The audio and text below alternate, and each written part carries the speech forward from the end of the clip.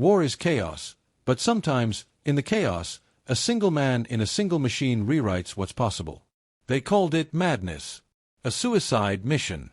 But what unfolded on that frozen battlefield in January 1944 would become legend. 1 German Tiger tank, 50 Soviet T-34s, and a man with nothing left to lose. Eastern Front, Ukraine, January 12, 1944. The ground was frozen solid, the snow stained gray with soot and blood.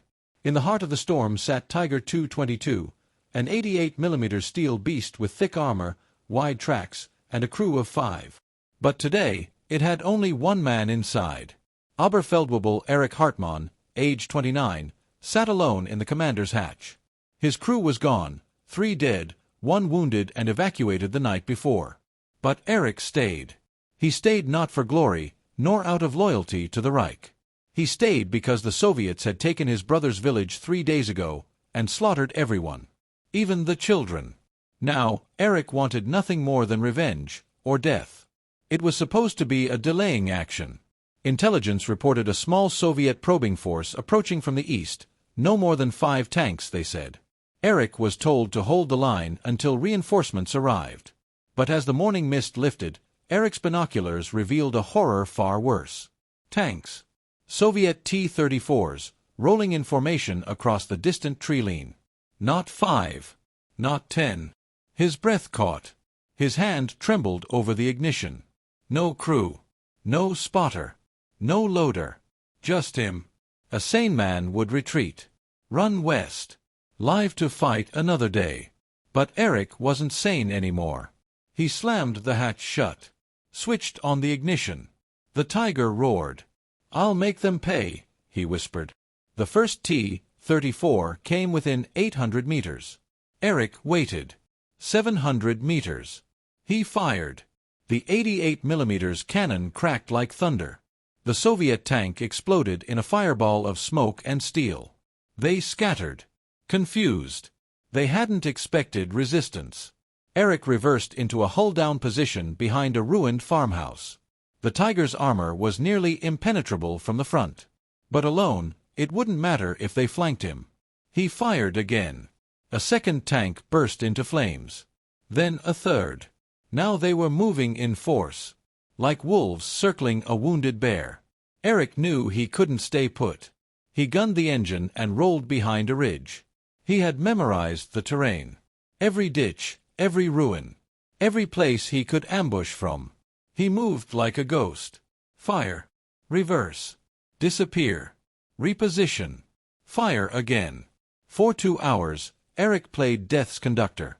T-34s burned across the fields like bonfires in the snow. Soviet crews abandoned tanks in panic, only to be cut down by machine gun fire from the Tiger's hull. 1 man. 1 machine. 27 tanks destroyed. But Erik was bleeding time. His ammo was low. His fuel was lower. His hands blistered from reloading alone. And the Soviets were adapting. They began a pincer movement, 20 tanks sweeping in from both flanks. He was being hunted now. Character turn, the ghost of Gotz. Inside the Tiger, Erik spoke to no one. But in his mind, he wasn't alone. "Don't be afraid, brother," he whispered. He remembered the fairy tales of their childhood. Gotz, the knight who held a bridge against an army. Alone. Defiant. Doomed. Erik laughed bitterly. "Guess I'm Gotz now." He pushed the Tiger through a barn and emerged behind a platoon of unsuspecting Soviets. Boom, boom, boom. 3 more kills. But now they knew where he was. T-34s turned. Engines roared. Shells whistled past him. A hit slammed into the Tiger's side. The tank rocked. He gritted his teeth. Another hit. The armor held, but barely. Smoke filled the cabin. He was coughing. Dizzy. But still alive. Still fighting. Only 6 T-34s remained. Erik was down to 3 shells. He drove the Tiger up onto a hill, exposed, deliberate. Fate. The remaining Soviets took it. They came fast and furious. Erik fired. 1 shell, 2 kills. Reloaded. Fired again. A third tank ignited. Now only 3 T-34s left. But he had no more shells. The Soviets didn't know that. They advanced cautiously, wary of the killer ghost in the Tiger. Erik stared at the approaching tanks. His machine gun was jammed. His cannon useless. This was the end. He took off his helmet. He thought of his brother. His mother. The smell of warm bread in the kitchen. The sound of spring rain. Then, a roar behind him. German Panthers. Reinforcements. Shells screamed overhead.